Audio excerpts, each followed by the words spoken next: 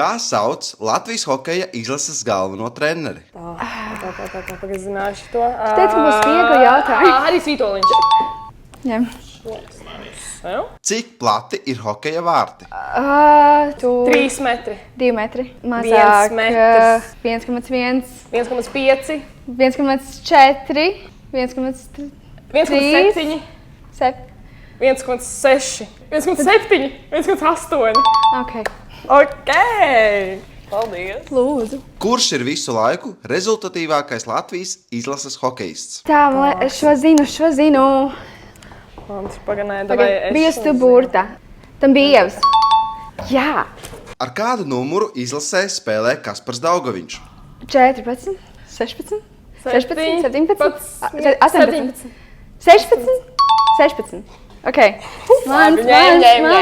Mans. Ļāviet, man jau tik daudz nav kur likt.